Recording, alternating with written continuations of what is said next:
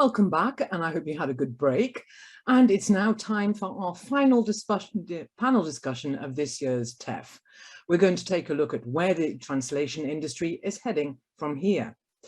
The discussions are going to be chaired by Yota GEORGAKOPOULOU from Athena Consultancy P.C, who is also representative of the language industry expert group LIND. Hello, Yota.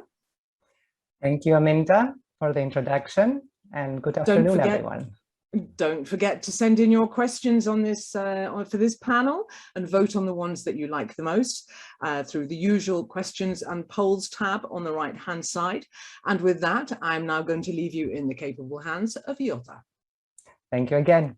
It is my pleasure and my honor to be chairing the closing panel for this year's TEF conference. And I have with me 4 distinguished guests that each represent a different side of the localization industry, who will share their views with us of what we can expect in our future.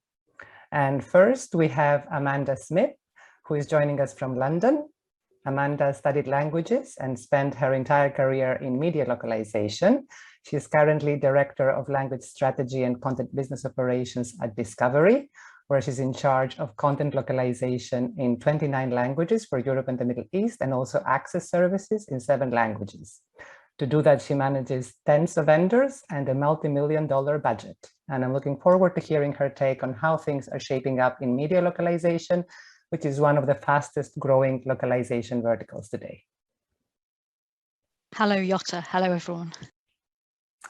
We also have with us Peter Bandenstein, joining us from Aix-en-Provence today, and he will talk to us about what is going on in the interpreting sector, which is undergoing large disruption by technology. Peter is a philosopher and a communications expert, as well as the CEO of the Presence Group, which offers a host of services that enable communication globally, including interpreting, of course. Peter is passionate about language and technology, and I'm looking forward to talk with him about how the latter influences the former. Welcome, Peter. Thank you. Hello, everyone. Glad to be here. We also have Robert Etches, the CEO of Exfluency, a new breed of an LSP that is leveraging blockchain technology in translation. And I've always wanted to talk to Robert ever since I first heard of his company, so I'm very pleased to have the opportunity to do that today. Robert is a veteran in the languages industry. He's held far too many positions for me to go through them all. Suffice to say, he's been on the board of Gala, of LT Innovate. He co-founded TextMinded, a leading Danish LSP that was acquired a few years ago by Semantics, the largest LSP in the Nordic region. And he's joining us today from Aarhus in Denmark, where he spends most of his time. I think you're muted, Robert. Hello. Hello again. And finally, Thomas Robota is a man of many talents. He is the head of the German department at the Institute of Translation Studies at Charles University in Prague. He's on the board of the European Masters in Translation Network, also on the board of the Czech Translators Union. Needless to say, he's a translator himself. He specializes in CAT tools and in institutional translation. He has worked at the European Commission's Digitrad and at the European Central Bank as well. It's my pleasure to have you with us, Thomas, and I hope you can bring some of the translators' perspective in our discussion today. Yes, hello, good afternoon to everyone. And I'd like to thank the European Commission's DGT to organizing this, and I'd like to thank especially Jan Faber for being the organizational force. And thank you, Jota, for taking up this role. Thank you, everyone. Now, it's been an exciting 2.5 days, and while I agree with several of the speakers before me who said that machines will not displace humans in the way some fear, our jobs and the entire localization market are certainly changing as a result of automation, and the pandemic has accelerated these changes. So what we'll do in the next hour and a bit is talk about these changes and challenges that we are faced with today as an industry and try to imagine the way forward. And I'd like to start with Peter, since interpreting is one of the localization verticals that was impacted the most during the pandemic. And in fact, we heard about this in one of the other panels earlier today. So Peter, could you tell us how the pandemic has impacted the sector? Have the LSPs changed, and what is the situation now? Yes, thank you, Jota. Well, it's fair to say that everything changed. As an LSP, mainly the interpreting sector, well, we were really disrupted because from one day to the next, there were no more live conferences, no more live events, and nobody really knew what to do. There were lots of cancellations, lots of legal debates, because we also happened to organize meetings for clients. So we were stuck in the middle of all that. So we really had to more than transform ourselves. And that's exactly what happened. We became a totally different company. And when I talk to our staff, they all tell me, well, if you had told us that we would have to do that in normal times, nobody would have believed we could, but we did that. And so now we are a company being able to handle live, online, and so-called hybrid meetings where parts of the audience is staying at home and only a small part of the audience is physically in the conference room, and link all that to interpreters who are also working from home, basically, or partly in the conference room. So every combination goes, and it became a totally different world. And well, that world is partly here to stay, although I have to say that some clients are really going back to live and only live events, because it's human nature. We seem to be, well, craving for that human touch, craving for that human contact. And so it's going to be interesting to see what is going to happen. So live is definitely here to stay. There is definitely still live interpreting that's in demand, but well, it depends on the type of meeting and the type of client. Yes, I do agree with you. I am also craving for live contact, but I think hybrid is here to stay as well. Let's move on to the other sector that was heavily influenced by the pandemic in a positive manner, media localization. Amanda, we have seen massive increases in work volume following global streaming launches. Is this volume of work going to continue to increase? Are we in the golden age of localization? Is it really the roaring 20s that some people say? We also see a lot of consolidation on the buyer side, the creation of mega streamers. A good example is your case, Discovery merging with Warner Media. I'm also wondering, what are the implications of this for the client-vendor relationships and what it means for language professionals in the sector? I think we will, over the next few years, continue to see a growth in the localization volumes with the advent of OTT and the continual launch of streaming platforms. Although I would imagine it would tail off after a few years as the market becomes saturated with platforms and content. Maybe it'll be a bit like the DVD boom in the early 2000s. In terms of LSPs, we have seen, yes, a lot of consolidation, obviously mainly the larger global vendors buying up the smaller vendors. Personally, I do hope that the smaller vendors continue to flourish. I think it's important to have healthy competition. And personally, I like to have a mixed portfolio of vendors, i.e. large global vendors and the smaller, more boutique or family-run vendors that focus on a single language, because both have their pluses and I think bring different things to the table which are required. Yes, and you are an example of that. I remember you saying you use 55 different vendors for your work. That's true. That's just in EMEA, and as a company globally across LATAM, APAC and EMEA, we've got about 115 unique language vendors. That is really a lot. Thomas, let's move on to you. How do you see things from the perspective of translators? What are the main changes you see in the market? Are some of the changes perhaps even making talent turn away from the market? I was reading this article a couple of days ago in The Guardian about the era of the Great Resignation. I assume it goes for mostly for in-house positions, but is this also true for the localization sector? I've been wondering. I think the main changes I've seen are, number one, the uptake of NT and obviously automation of client-vendor relations, which have been discussed broadly here, but I want to comment on it from a, let's say, time continuum perspective, meaning that we've been thinking about this, what we refer to as a paradigm shift a few years ago. And I think this has already arrived with viable NT introduced into the profession and with semi-automation in the vendor relations. But at the same time, I think the tide is ebbing, which means we are probably at the peak of this paradigm shift, and it's very good that we can think of what's beyond that. And to answer your second question about the talent and talent resigning, I'd say every profession knows to value genuine talent. Talent is precious, and once you understand that you're valuable for the client, then I think you're on the it's very positive for you. And as for the talent resigning, it might well be that the current changes might see some talent resigning, which on the other hand, for those who are staying, I think it's an opportunity to actually sit down with your line manager and say, yeah, I think I have a big role here to play, and is there any potential for a boost in bonuses, for example? Or freelance translators might think of raising their rates, which, for example, I myself am going to do as of 1st January. So talent may be resigning, but if you see yourself in the process as a valuable part of that, then be sure to make sure that you also capitalize on that talent.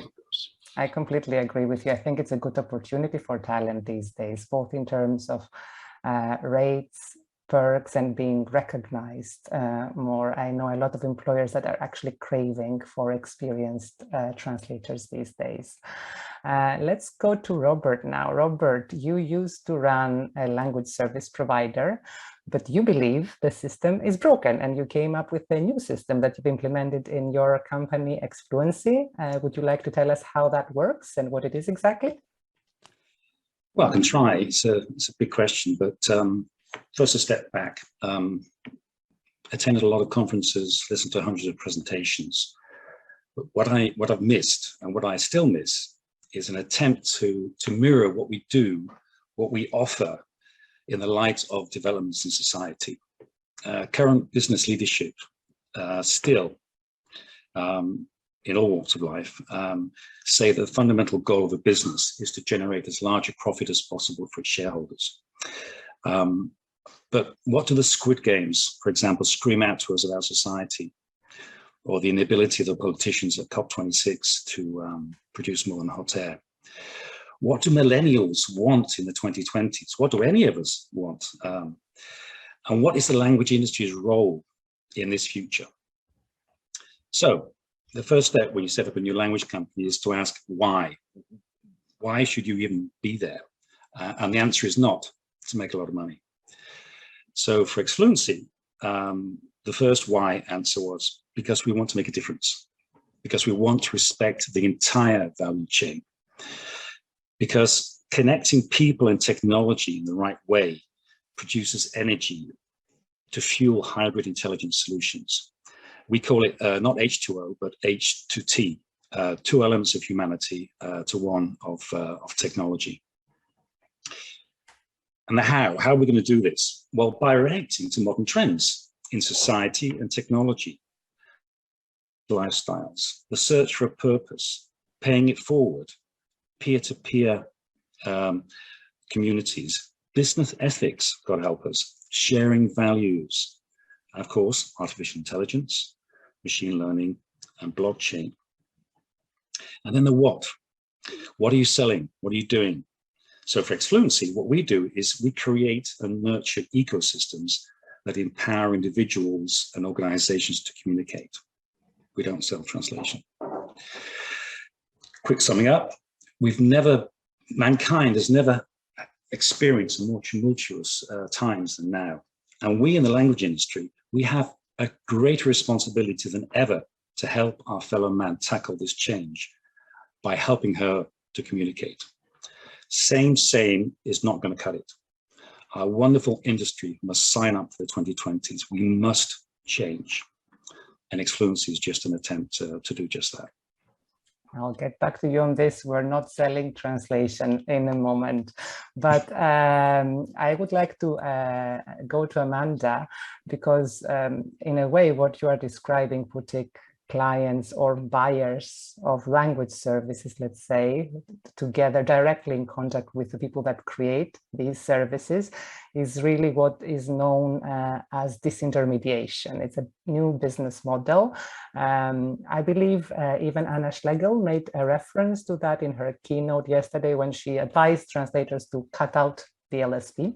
I wanted Amanda's take on this. We saw a version of that take place in the media sector by Netflix. I'm not 100% sure how well it worked. So I was wondering, Amanda, what is your view on such a model? Is it feasible? Is it desirable? Does it have the potential to improve product quality and perhaps the working conditions for the translators as well?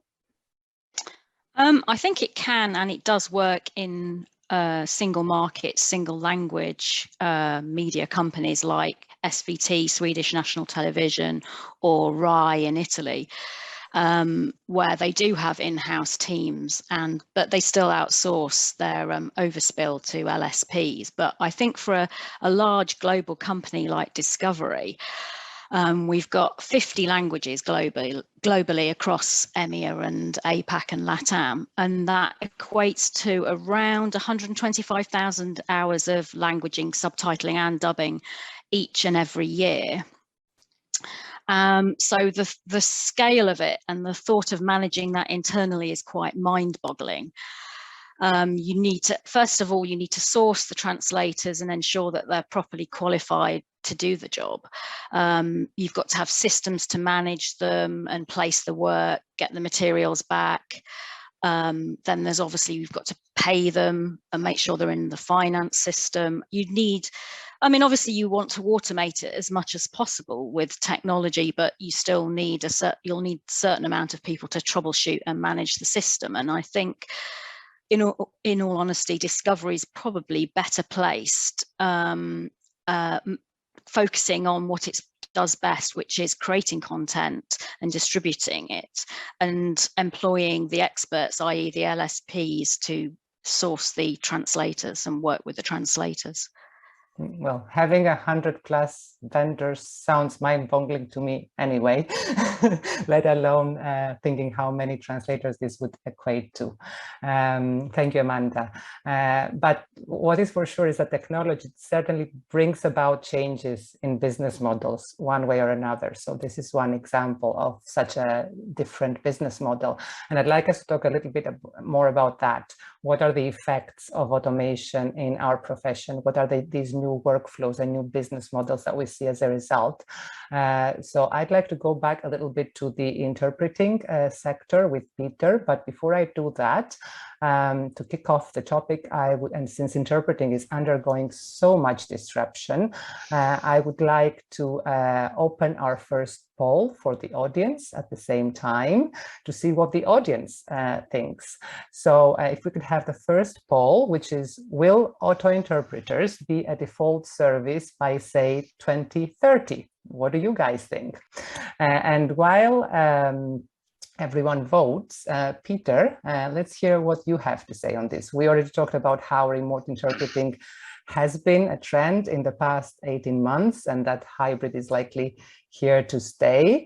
But what about full automation? We've seen major tech companies researching speech-to-speech translation. We have full automated live interlingual subtitles in Zoom and Google Meet, and with the addition of a synthetic voice, this could be end-to-end automation.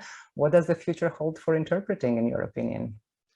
Well, first of all, when we talk about interpreting, there are a lot of different types of interpreting. So when you're talking about what so-called social interpreting is, so for doctors or legal interpreting in courtrooms and so on, that's one type.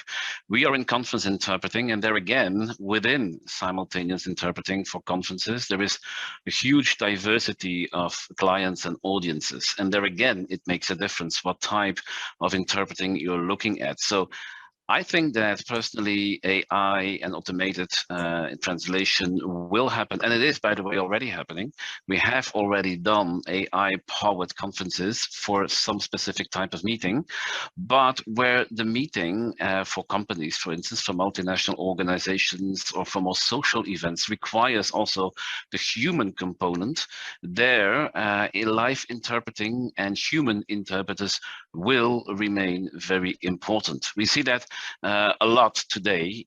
People are just craving to have a contact to a real physical person when it comes to well, traveling, when it comes to going to conferences, and interpreters play so many different roles on the social front. So I, as a philosopher, I like to speak about we are humans. We need biorelevance. So we need biological material life, touches, smiles, talks at the bar, informal moments with the audience. And interpreters in our business model are very much a part of that. And I would like to say something. Robert said we are not selling translation. Well, we are not selling interpreting, and this is not meant to be provocative, but it's true, because our customers require from us peace of mind, and they just want to make meetings and conferences happening at every level, and that is where interpreters, the human touch, is absolutely irreplaceable. I don't see how anybody could do that with an AI because that would just be very, very mechanical. And so there are, of course, well, also different types of meetings. If you have a short meeting, if you're just going to have a 1 hour meeting between a couple of people, then you can have subtitles, no problem, captions. You can have also automatic interpreting, no problem. But if you're going to have a 3-day or a 5-day meeting, God forbid that you have to watch the screen or have to listen to a robotic voice, or even if the voice is nice, because it's a myth to believe that the voices are very robotic. They're nice, they're really lovely voices to listen to, but they're just not human. And that is something that the audience is very quickly aware of. Don't forget that language is subjective. Language has a lot of puns. Language has a lot of misunderstandings. And yes, it might seem bizarre, but in a live conference, the fact that there might be a misunderstanding is charming. If it's perfect, it's machine-like perfect. It's no longer a conference. It's no longer a meeting. And a machine will be perfect, but in an objective way. But what about other things? Like there is slang. How does an AI deal with a heavy Scottish accent and then afterwards a speaker with a heavy Irish accent and so forth and so on? That will be very, very difficult. Those tests mostly fail. How does an AI deal with humor? Does it even have a sense of humor? I personally don't believe so. I've never met one with a sense of humor. But all those things are very, very important to audiences. Also, in many conferences, and I'm talking about interpreting, it's a very different world from translators. So I'm really talking about spoken language interpreting for conferences. Participants just love to have a chat with interpreters at the bar, at coffee breaks, or interpreters very often go with participants to restaurants in some meetings too, because the people are isolated. They have no booths and no technology when they sit in the restaurant to speak to each other, and interpreters are very often in between. So it is very interesting. I am a firm believer that technology is very important, and we do it every day, and technology is certainly here to stay, but I do believe in kind of a hybrid between humans and technology, and that will be nice, and it's already there, and it will only get better in the future. But the client is not really asking for only translation or only interpreting. He is just asking for make it work, make my people have a nice experience, and that's another matter. I see. So if you were to vote, and please keep voting, we will share the poll results on our screens as well. So if you were to vote yourselves, I'm afraid the answers are only yes, no, maybe. Which one would you vote? The maybe, I guess? Yes, maybe, exactly, since that's the balanced view. So maybe is exactly what I would have voted. So I see that the majority did indeed vote that. So it's going to be a mixed world, and it's interesting.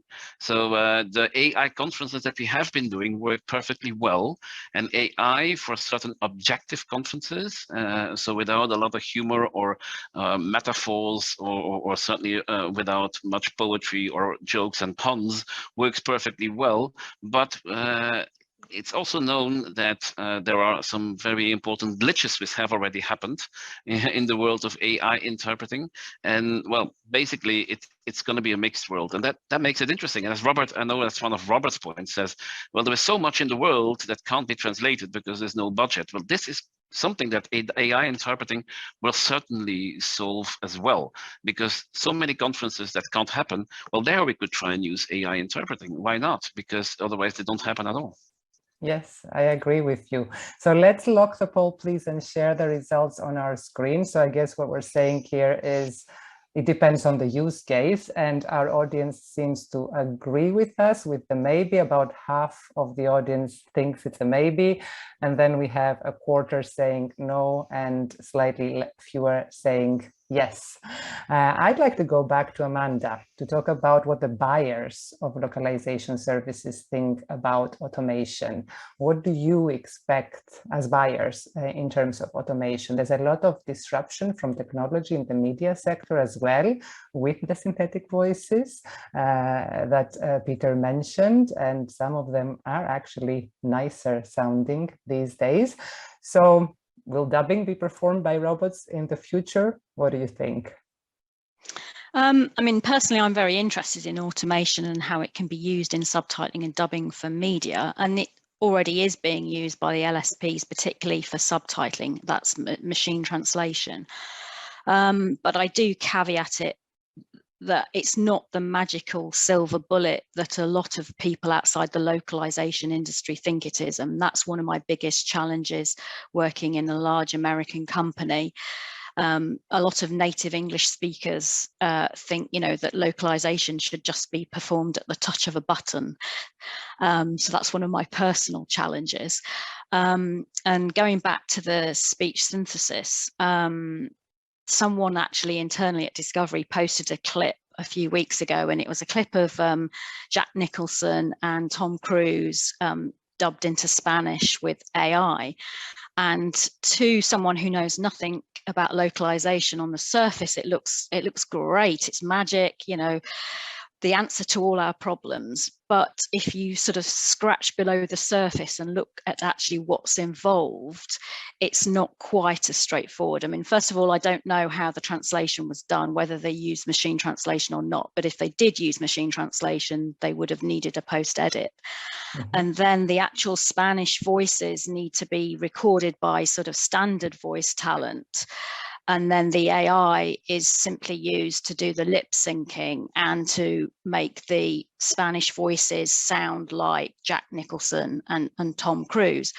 So actually for Discovery, because we do a lot of voiceover, not at lip sync, and also we don't actually use a lot of celebrity voices at the moment, then that sort of technology isn't so useful in its current form. And I'm sure things will, you know, develop and move forward and move on over time. But that's just an example of it's not just, you know, again, it's not the click of the button and it goes through the machine and everything's done sort of automatically. But I mean, it does certainly have its uses, and it does speed up lip syncing, or, you know, you don't need to employ Spanish celebrities in that particular scenario. That saves on costs, and it can be useful for correcting mistakes, getting voice talent back into the studio. If they're not available to go back into the studio, you can do those pickups, you know, using the AI. Yeah, that's the common problem, right? You have to call someone back just for re-recording 2 lines. But I have to say the demos do look great. So the question is that someone mentioned in one of the moderated networking sessions I attended the other day that to keep quality as a priority, we need an understanding from the customer. So the questions a lot of LSPs have is, how do we talk to the buyers of language services about automation in order to really have them on board with the quality factor? And that's your problem, I guess. So how are you handling it as well internally at Discovery? I mean, for Discovery, as long as the viewer's happy, then we're happy. Because at the end of the day, it's all about the viewer. but we do need to maintain the quality that we have currently, and I think that's impossible at the moment without like human post-edit, basically. Okay, thank you very much. Well, let's see what Thomas thinks from the translator's point of view about the use of automation in our profession. How do you see the job of a translator going forward? Will people still translate text like we used to, or have we entered this new post-editing era, as Florian mentioned in his speech yesterday? We have all seen the tagline, translators may not be replaced by technology, but by translators using technology. So what do you think about that? And how do we train translators to work in this new work environment? What does it even mean for the future of translation studies? Yeah, very interesting questions there. The answer to the first question, will people still translate text like we used to, or have we entered a new post-editing era?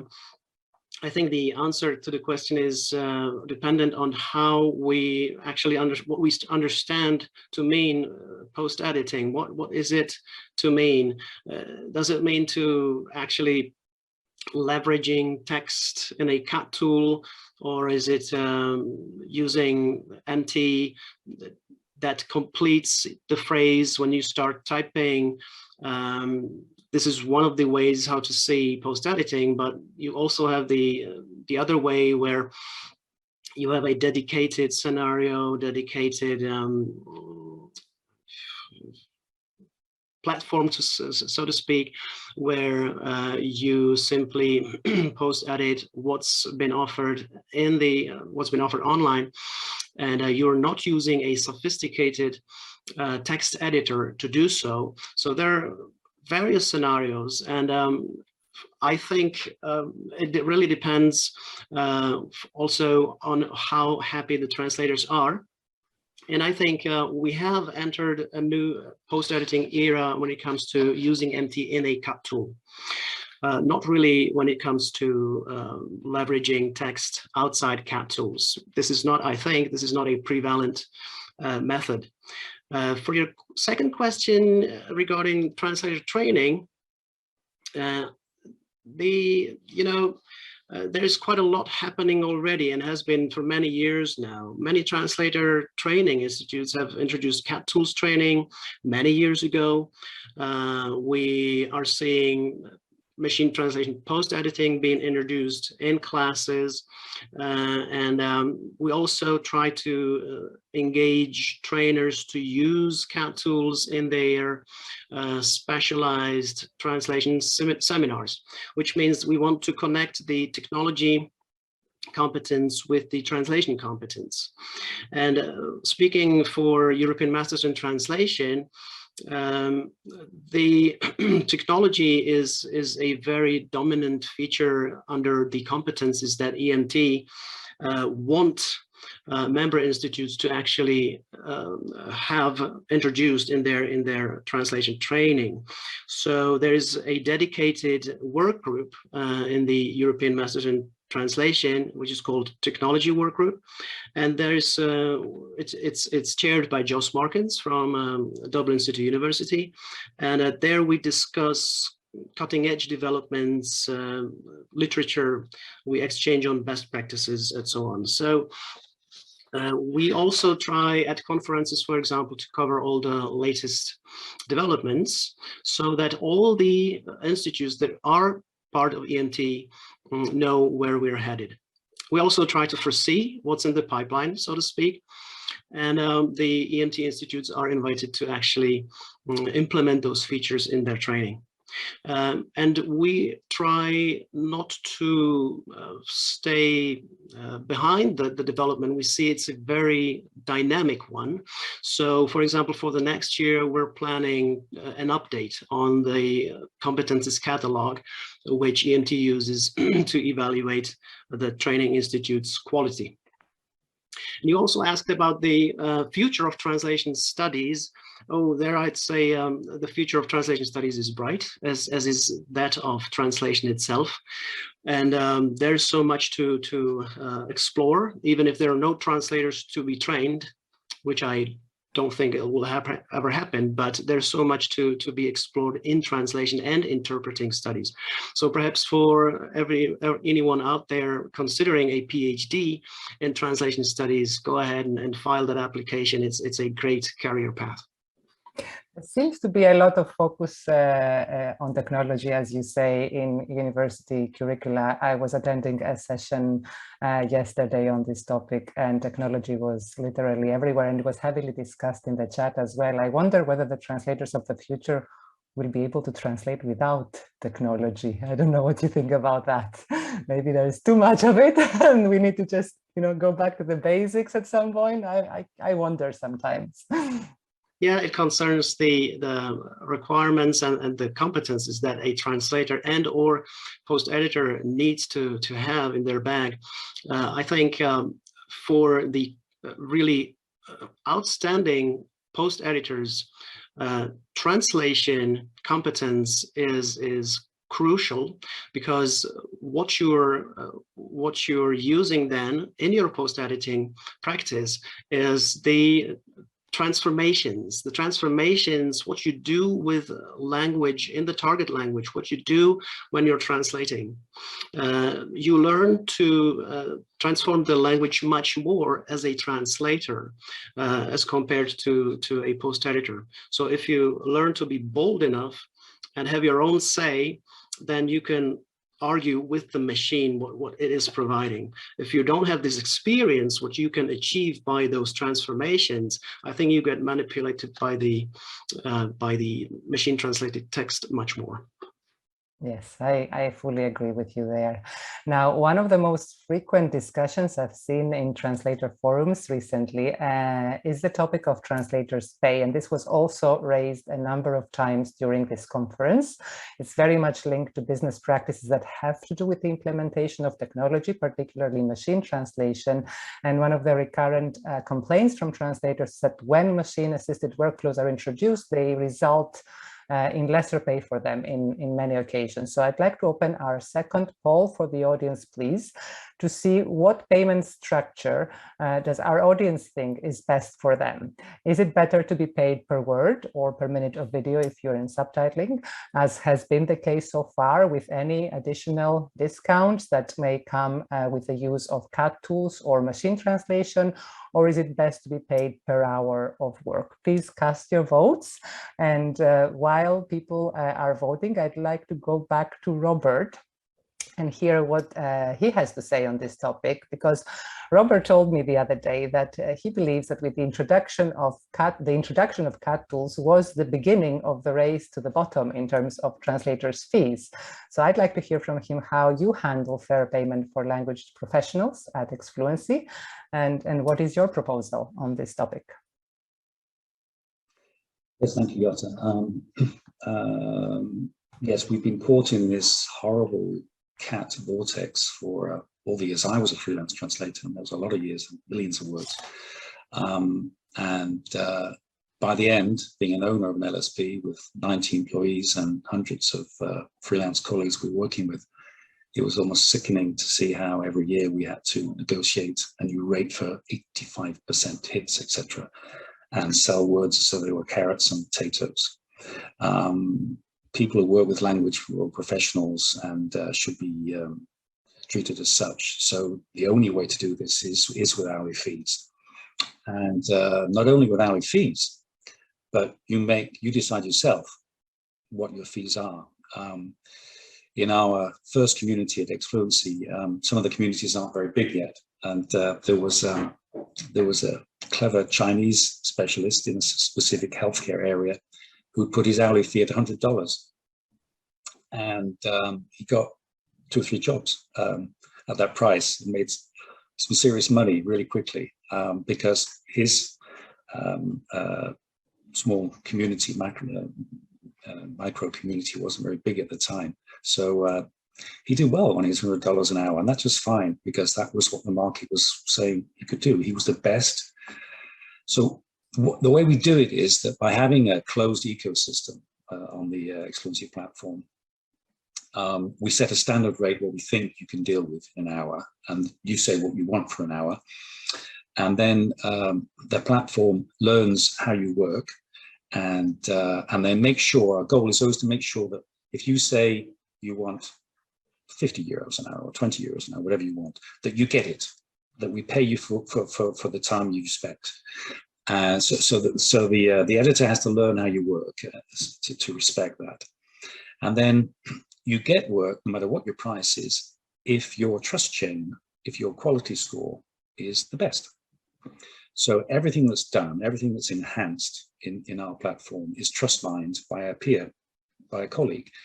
And every single asset, every single paragraph is checked and scored, and that goes onto your trust chain, onto the blockchain.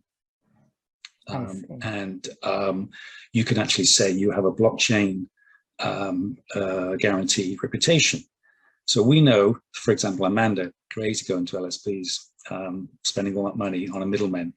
If you had all your film fans, if you wanted a Lars von Trier film translated from Danish into English, and you go into your film community, and the taxonomy system would automatically find the person with the best trust chain who knows Lars von Trier as his specialist or her specialist area, and do a great job for you. You get high quality, you get a fan doing it who really knows all about Lars von Trier and his quirky use of Danish, and you'd have a fantastic English version or whatever language you're working into. So yes, has to be hour by the hour, respect to people.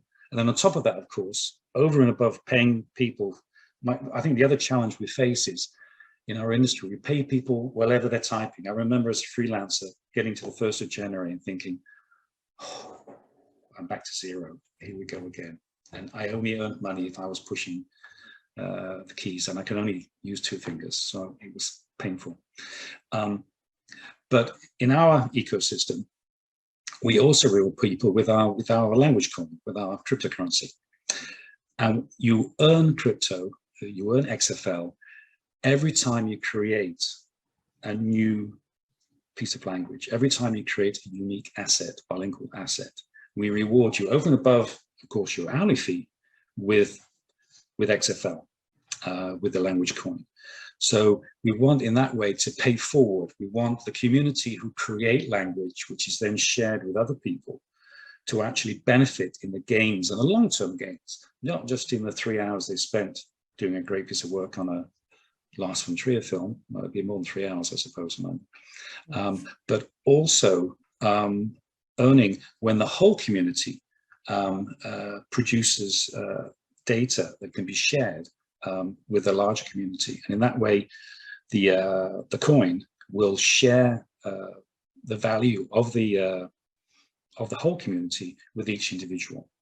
So for us, it's not just saying hours instead of words. That's a no-brainer. I mean, hello, what are we talking about? It's not a slave society. We're in the 2020s now. It has to be by the hour.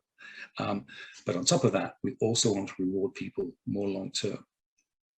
I have one question. I agree on the hourly rate. Actually, that's how I charge myself as a freelancer. But it was discussed in another panel. There has to be some level of trust when you're talking about hourly fees, right? Do you actually agree that in an hour, a person will need to produce this much content? How does that work? How do you monitor how many hours people work? This is the question that many people have about, when they think about hourly paid models. Well, you could start by trusting people. That'd be a nice place to start, because basically word rates are based on distrust, that we don't trust the freelancer to charge us what they're worth. So we force them to accept something up front, so we know what our costs will be. You might well find that if you used hourly rates, it'd be actually cheaper. But as I said, our editor actually monitors the amount of time you use. So you could be slow and good, and you'll get work. If you're fast and poor at what you do, and your trust chain's bad, because we're quality checking every single asset, we know how good people are. So if you're good and fast, then you can charge a very high hourly rate and be no problems. It's up to you. We want the people in the ecosystem to decide how they want to work and what they want to work with. And if you work with something you're not good at, if our Lars von Trier expert tried to start translating the Godfather films or something else, might fail miserably. That's not his speciality. Stick to what you're good at. I think this has been a topic earlier in the conference.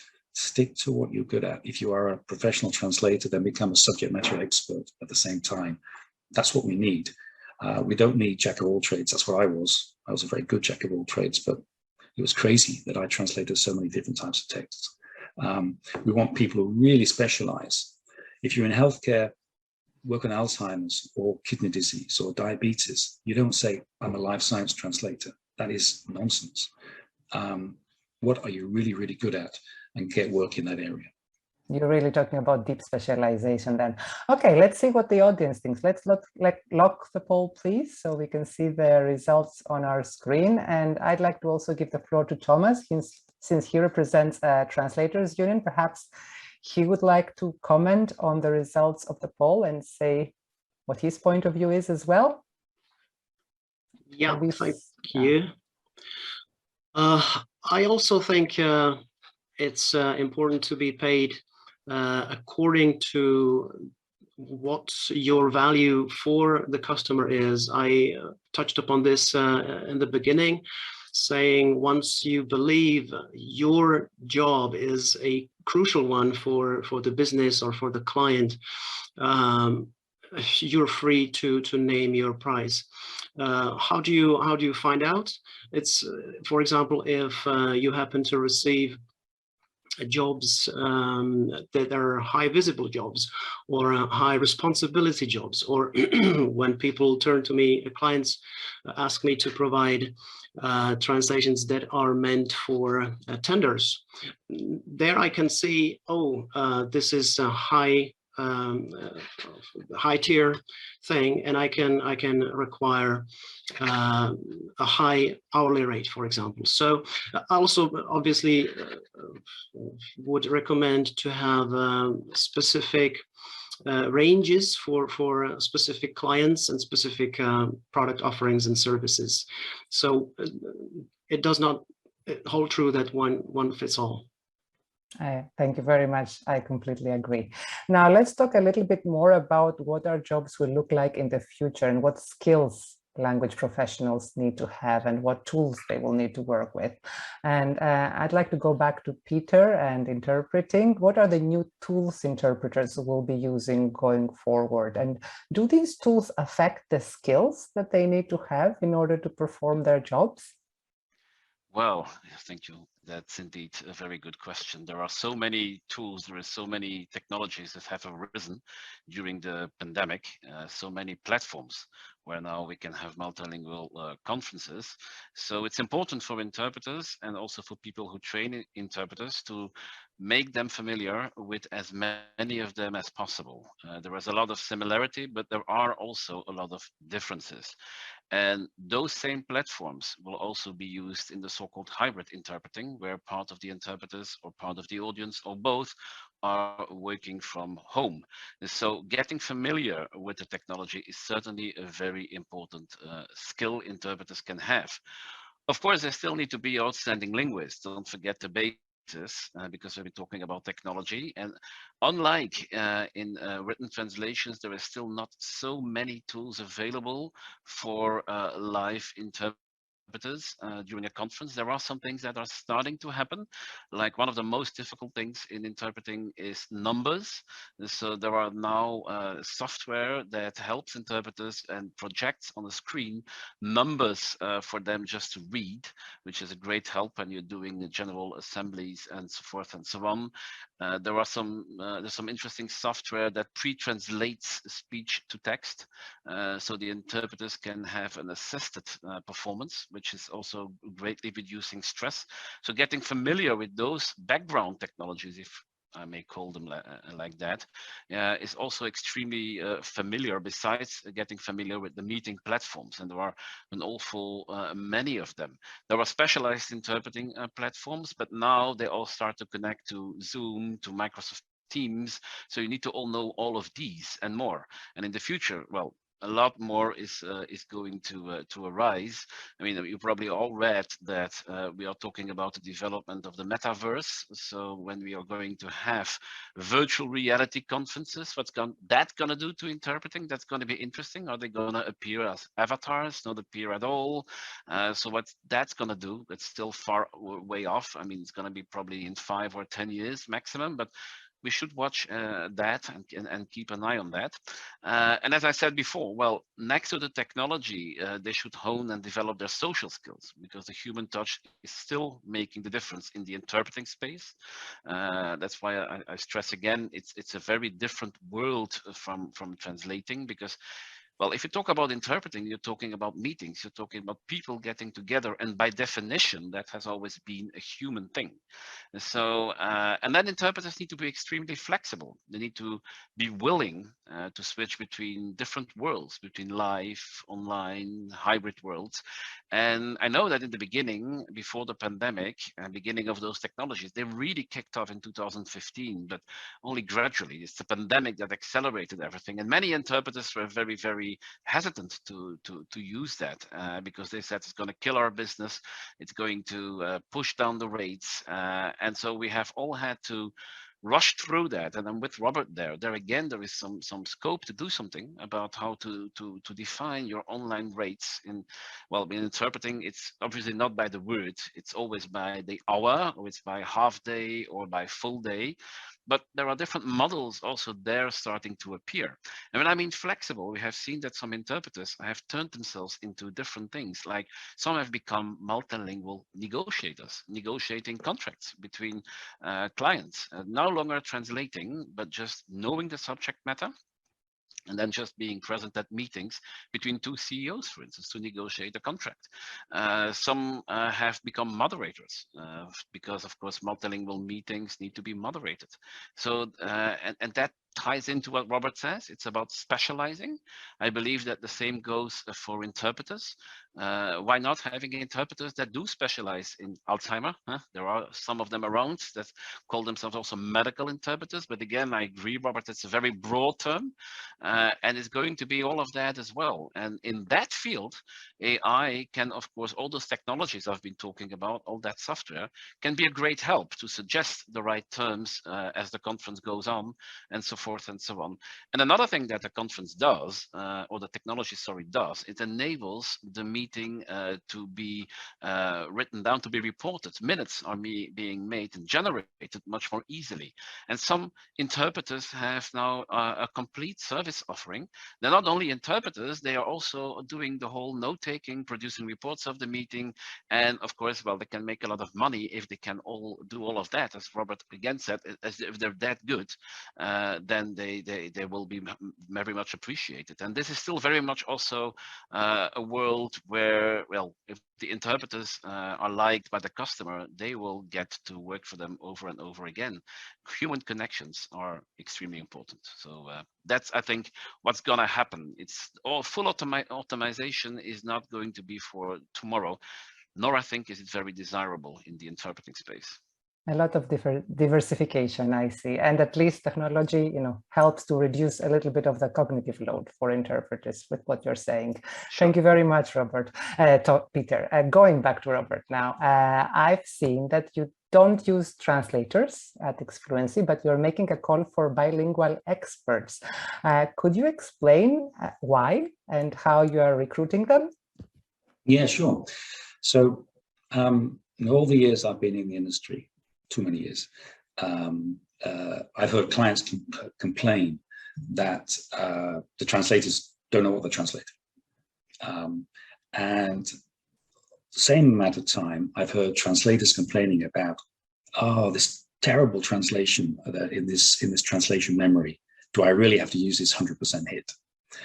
So, and at the same time, we have all defended that only professional translators can translate. So there's a disconnect somewhere here between what everybody's complaining about, clients and translators, and what we're saying, sort of protecting our monopoly. Now, as I said, I was a professional translator for many, many years. Now, at the same time, I have son, I have two sons, but the eldest has got a PhD in, I don't know, you can't see this book. His PhD is in high order harmonic generation from polar molecules. It's a PhD in physics. And Adam grew up in a bilingual home. Most of his 8 years at university in Denmark, he read English textbooks, and he wrote his PhD in English, and he also studied in Louisiana as part of his PhD. Now, in the current industry, if there was something about high order harmonic generation from polar molecules was offered to a Danish English translator in Denmark, okay, back in the day when I translated 10 years ago, I might well have been offered it. And had there not been any other work that week, I might well have been tempted to take it. That's the way the industry works. Let's face it, let's be honest. I would have done a very mediocre translation. I would have made it sound a bit like Shakespeare. I studied English lit at school, at university, you know, I can make text sound good. But I would have known much about the topic. Now, Adam, who is a teacher, teaches maths and physics, and who spent 8 years studying physics at university, he would make in our ecosystem a fantastic enhancer because he knows what the hell the topic's about. And because our taxonomy system matches content with the person doing the work, we feed people with stuff they know. Now, at the same time, we know that we don't use cat tools, by the way. Cat tools memories are full of all sorts of horrible translations. Everybody will admit it, maybe not live, but they are. There's a lot of senility in there. There's a lot of poor translation in those TMs. We don't use cat tools. We use NMT and we recycle some assets as well. But NMT is getting so good, and again, it's hard to admit, but it is. And it's only because it's becoming more fluent, its SMEs have a better chance of actually recognizing mistakes in the content. So again, I remember going to him, seeing him defend his thesis. I sort of switched off after the first 2 minutes. I had no clue what he was talking about in Danish or English. But Adam could read a text like that and make sure, say, well, that must be wrong. And he could correct it in a way that a professional translator just couldn't, or maybe very, very few. Now, back to something Peter said earlier, I think there are only about 700,000 professional translators in the world. And, you know, if all of them, bless them, were brilliant, and all of them worked all the time, they just couldn't cover the amount of work that's out there. So our idea is that by bringing in SMEs, combining them with good linguists, we can get an ecosystem, a community put together that's really, really dynamic, that gives work to people who actually know what it's about. You said, for example, Yota, well, that's a deep dive into specialization. Yes, there are hundreds of thousands of people who take PhDs every year. Or what about if you're doing something about a skateboarding park in a city? Who should be translating that? Maybe the 12-year-old winner of the Olympic Games.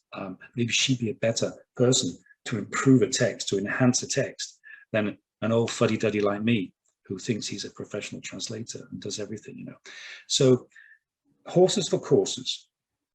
Give people texts they know about, what they're interested in, they're fans, there's film fans for Amanda, make a much better translator. I worked for many years for a large Danish toy manufacturer, mentioning no names. They have thousands of fans around the world, adult fans. They will do much better translations than most translators. I'm not saying translators aren't good, I'm just saying there's so much work, and the modern tools are such that we can empower everyone to get involved in making the world a better place by getting people to communicate to a greater level. We can create more data.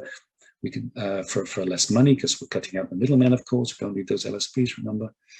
And it's a win-win. There's plenty of work for translators, but we also need these bilingual people who actually do this stuff because they're nerds. They love it. You know, whether you're a Star Wars nerd or an Apple nerd, and you want, you know, or a Bang & Olufsen nerd. These people, these fans who love their products, they make very, very good enhancers, as we call them. Okay, so let's go over to Amanda then. You mentioned her name a couple of times. Let's see what she has to say as a buyer of translation services. Amanda, what are your thoughts on this? Do all translation jobs require trained linguists? Maybe it makes sense to have content profiling, as Robert says, and even apply different quality levels depending on the content. And this can be delivered by different resources with the help of automation, and we can have different workflows. And maybe that's the answer to the talent crunch that we're experiencing in media localization. What do you think? I do agree with Robert that you don't have to have all translations done by qualified translators, but I would caveat that with there does need to be a selection process to make sure that the translators have the necessary skills and abilities to meet the required standards. And in your example, Robert, of the Lars von Trier movie, a fan who knows all about Lars von Trier movies would be great, as long as they also understand about media subtitling. But then I don't know whether you get the subject matter expert to work with the subtitler. And I know that subtitlers, or especially with some of the discovery type content where we have like emergency ER or something, if it gets really tricky with the medical terminology, they will ring up a doctor or they'll consult an expert. In terms of profiling, I think LSPs have always tried to match translators with the subject genres that they have the skills, knowledge, ability, and they enjoy working with. But obviously, if automation can make that quicker and easier, so much the better. And in terms of quality as well, there's a big difference between, say, a Star Wars or the latest James Bond movie in terms of time, attention, cost, and daytime filler content on a TV station. And then, of course, there's all the content that sits somewhere in the middle, which is maybe more difficult to categorize. So I don't know whether you go for a gold, silver, bronze sort of tiering system. But I think that sometimes happens naturally over sort of without it being so overtly called out. But I think it's kind of always happened, but maybe we need to make it a more formal process. Thank you, Amanda. Before I open the floor to questions, I'd like to give Thomas a chance to talk about what the added value of translators are. Yeah, they're manifold. Let me just perhaps reiterate three of them. Number one, it's responsibility. And here, for example, the fact that clients, when outsourcing translations, many times they also outsource risk. So this makes translators to risk managers in a way, because otherwise the clients sometimes can perform the translation themselves, but they simply want somebody else to assume the risk. This happens in a legal translation, for example. Other examples of added value that there are is that you have translators who play the role of consultants, and we heard that throughout the conference many times. And number two is the fact that they see things in context. And by this, I mean document-wide, for example, consistency and logic of the overall message, appropriateness of language. They see the context of the profession. They know what standard practices are and what are not. They see things in the context of communicating the main points of the company, corporate identity. And they also see things in the pragmatics context, so meaning, for example, looking at the target group, estimating its knowledge and existing knowledge or lack thereof. And thirdly, translators can read between the lines, even specialized translation and far more literary translation, of course. There is content which is not explicitly shared or mentioned. So it's the choice of words, the tone, the omissions, sometimes, etc., that all make up a coherent message, and the translator needs to read between the lines.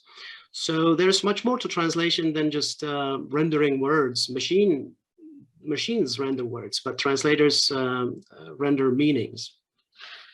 Thank you, Thomas. Now let's go to questions from the floor, please. I've seen there are quite a few, so I'll just go in order of the most popular ones. And the very first one is, how do you think automation and machine translation will affect translators' language ability to produce high quality text? And this was actually something referred to in previous sessions of this conference. I think maybe that's a question for Thomas. Yes, thank you. Very important question. Very briefly though, please, because we have a lot of questions, so I'd like to go through as many as possible. Okay, language ability. To my students, I always say, if we're letting the machines do the transfer phase, if we're outsourcing the transfer phase to the machines now, it's your main job to be skilled in your L1. So I suggest them to be excellent in L1, also known as mother tongue. And secondly, if you want to know where the machine is likely to fail, then you also need to learn the machine's language, so to speak. You need to know where its flaws are. So I tell to my students, you need to learn an additional language, which I call AI-ish. You need to learn the robotic language and see where you can improve it. Thank you, Tomasz. A question for Robert now from Joss Morkins. COP26 in Glasgow, how can we balance people, planet, and profit? Is further automation based on machine learning and blockchain ecologically sustainable? Nice one. Lovely. Yeah. Somebody thinking. That's great. Okay, we use IBM's blockchain for the metadata and for the trust chain. So they don't use gas. They don't use a lot of energy. The coin is on Ethereum, on the Ethereum platform, and that does use gas, and does use a lot of electricity. The way we'll be doing it is making sure that rather than making thousands, millions of small smart contracts after each translation, after each project, we will gather up your earned XFL during the month and then only make a transfer when it kicks over a certain amount. So rather than transferring 0.1 cents of XFL after each project, or however much it might be, better to add it all up and then transfer it once a month per community member. So in that way, we think that we can give you your share of future value, and at the same time have a sustainable approach to the community. I also drive an EV, by the way, of course. Thank you, Robert. Okay, next question is about automation in translation again, and it's, do you think that translators will be discouraged with all of this automation and start moving to other professions? We kind of touched on that topic earlier with Tomasz. Would someone else like to answer this one? I don't know, Amanda, given your linguistic background, whether you would like to take this one? I can imagine maybe it's a kind of natural human reaction. I think also, though, I think it's with the pandemic as well. I think a lot of people across all professions are rethinking their lives and thinking, do I want to continue doing this or shall I move on? And actually speaking to several different LSPs recently, a lot of their admin staff that are leaving and moving on to do different things as a result of the pandemic. So maybe the machine translation will just add to that as well. It's a natural human reaction, but let's hope not. Thank you. Well, the next two questions both have to do with machine translation and creativity. So the first one reads, do you agree that machine translation, although it's getting better, is also making our language less rich compared to human translation with the use of fewer synonyms, for instance? And the second question is, does it affect human creativity? So kind of the same message here. Peter, would you like to take on this one? Well, I certainly think that it will affect human creativity, but in both good and bad ways, because interpreters who have been using the software that generates the pre-translated text, for instance, they have reported and it actually, in many cases, has enriched the performance, whilst the whole trick is, of course, not to be constrained by it. If you're a good interpreter, then you're very much aware when the automatic translation is going to trick you into saying something that does not make sense within the context of the conference. So I think that there again, the human factor is decisive. We need to be free to interpret the machine suggestions and to change them if we think that they are not properly used in the context, because the AI doesn't know about any of this. And that's the same as in translation. I think it was referred to before. If you translate a text and you have the system suggesting something to you, the cat tool suggests something, well, of course, you don't have to use it if you think it makes no sense. But in the live space, in the simultaneous conference interpreting, is the same.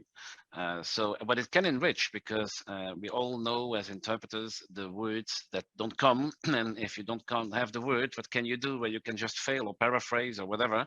And well, the system might just, the AI or the software might just give you that magic word that you need, and you just can't seem to remember within that split second. So it's again, I mean, I think technology is neither good or bad. It is how you use it. And if you use it in an intelligent way, I do believe indeed that it can enrich human creativity. I do know of some writers who use to write their books and to suggest interesting endings that they have not even foreseen, which I think is brilliant, because then they just post-edit their own creativity, so to speak, which is really has been suggested to them. So, and the same for interpreters. Thank you very much, Peter. Okay, before we close our panel, I would like to open one last slide of word cloud for our audience. So you can all tell us in your own words how you feel about the future of our sector.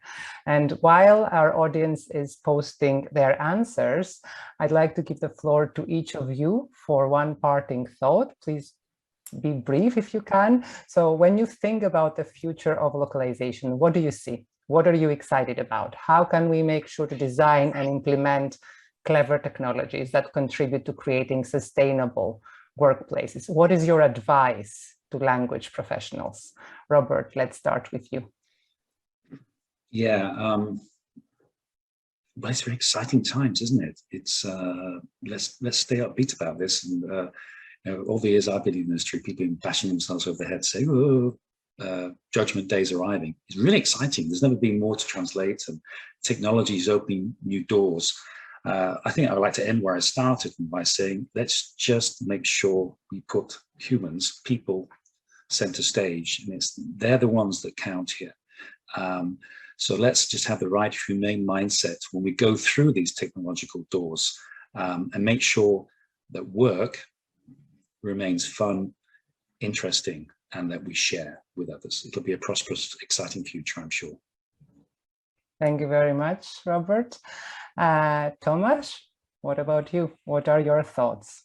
You feel free to comment on the word cloud as well. We're already getting in a lot of answers. I can't see the number of how many people have voted, but a lot of thoughts there. Yeah, I have a few advices here. Number one, don't overestimate technology. Give it its fair share, not less, but not more. Number two, build up your L1 skills. Read in L1. Number three, build up your cultural skills. Read. And number four, most importantly, perhaps, let's make this a better world by way of the fantastic professions of translating and interpreting. The world needs high quality translators and interpreters, and it does so more than ever. Thank you very much.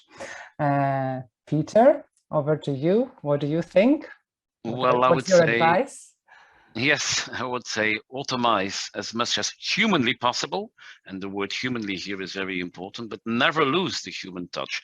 People want to meet people, and that goes for interpreters as well. They want to joke. They want to make fun. They want to speak to real interpreters during conferences, as I said before. And if you doubt that, I would leave you with a parting thought. Would you like to be or to invite an AI interpreter to the restaurant to help you with your translation during the dinner? I know the answer to that. So ponder this. That's my parting thought. Okay. Thank you very, very much.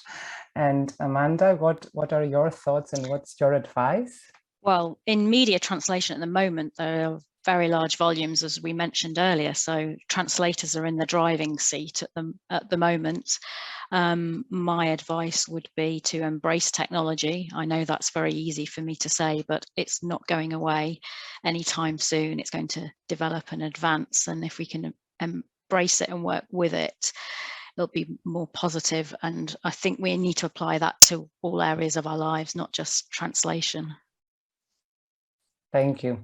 I think that is very, very true. It is not going away, technology, and it's definitely going to be in all areas of our lives. So we have to get used to it and make sure we use it in a way that benefits us. Let's see if we have enough answers. 133 people have already voted from what I can see. So I will read out some of the answers. So it seems that most people are optimistic. Actually, it is a little bit mixed. People say that they're optimistic and curious and positive, but there's also feelings of uncertainty, challenge, worried, difficulty, troubling, and then again, more on the positive side, inspired, challenging but exciting, transforming, collaboration, hopeful, vulnerability. On the other thing, I feel all of these answers that we're seeing in the poll kind of reflect what we've heard throughout the past 2.5 days of this conference. Technology is here to stay. It is changing our lives, not just our work, our lives in general. And we're not sure exactly where it's going to take us, but if we embrace it, then we have the chance of making it work for us. This is what I think. So with this, I think this is a good point to end this session. I would like to take the opportunity to thank everyone for your time and your contribution. It has been great to have you here. I really enjoyed our discussion. I would like to thank our audience as well for your participation. I hope you have enjoyed our panel. On behalf of all of us, I would also like to extend a big thank you to the organizers for making it all happen. I really hope to see you again next year in person this time with interpreters in Brussels. I'd really love to be in that setting again. So thank you very much again. And with this, I would like to say my goodbye and hand over back to Aminta for the closing. Thank you very much. Thank you very much indeed, Yota, and your panelists for getting us prepared for what could come into the future. And coming up in a moment is the grand conclusion of this 2021 TEF. And I can tell you it is not to be missed. So I'm now going to close this session, but please stay tuned.